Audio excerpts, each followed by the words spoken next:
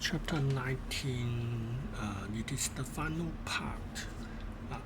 This part is how to obtain a point at which the acid and alkali completely react. Previous we mentioned we make use of indicator.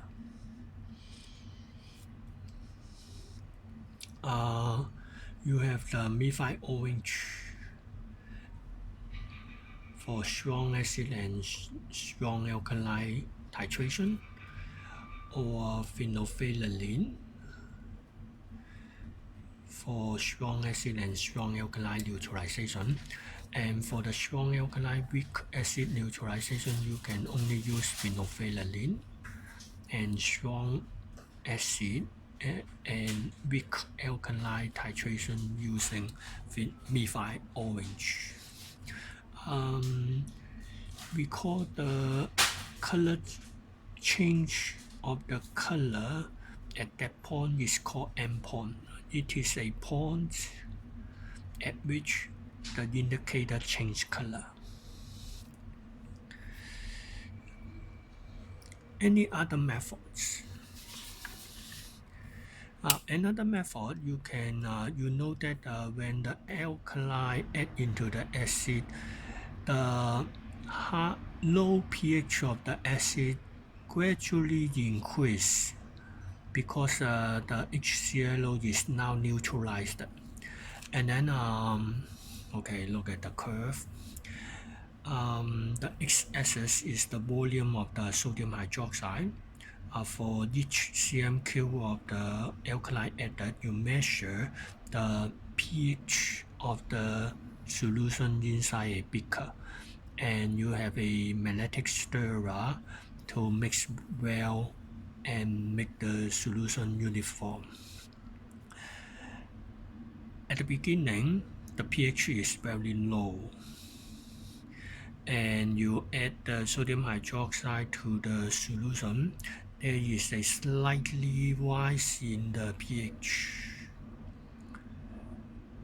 But when the acid is all reacted, further a drop of sodium hydroxide added, there is a sudden rise of the pH.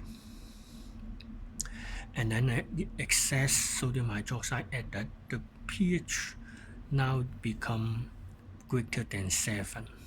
It is an alkali solution.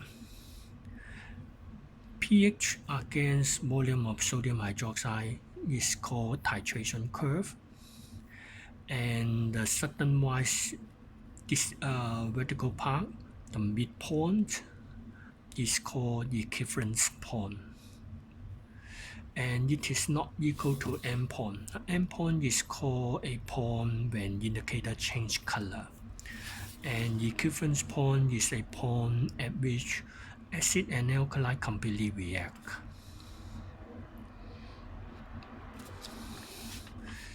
So this is one method to find a point at which they react completely using a pH meter. And then a second method, another method, it is the third method. You can have a acid in a beaker, and you add the sodium hydroxide to it, and you have a thermometer measure the temperature of the mixture in a beaker, and you plot a graph.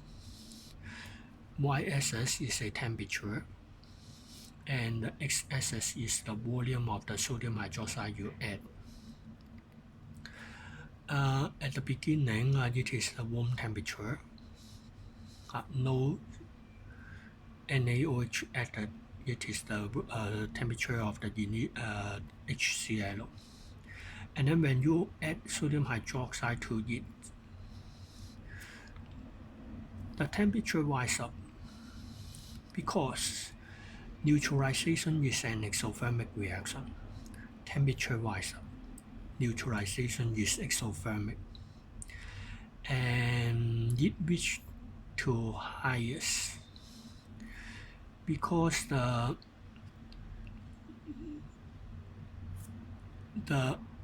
at this point all the acid and alkali completely react. And then furthermore, sodium hydroxide add no neutralization occur because all the acid is reacted and the alkali sodium hydroxide is now in excess and it absorbs the heat of the mixture and lower down the temperature. So the graph like this. And this graph is a perfect graph, but usually what you have in the experiment can be like this. Because we don't measure the highest point sometimes, for example 5 cm3, 10 cm3, and 15 cm3, and 20 cm3, and 25 cm3 added. Each 5 cm3 of alkali added, we may take the temperature using the thermometer. But the points they completely react may not be equal to 15 or 20. It may be in between something.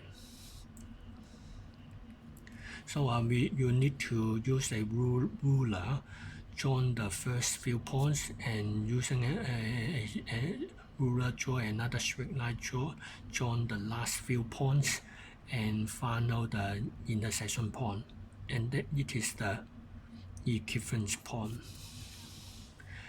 And some graph show you like this.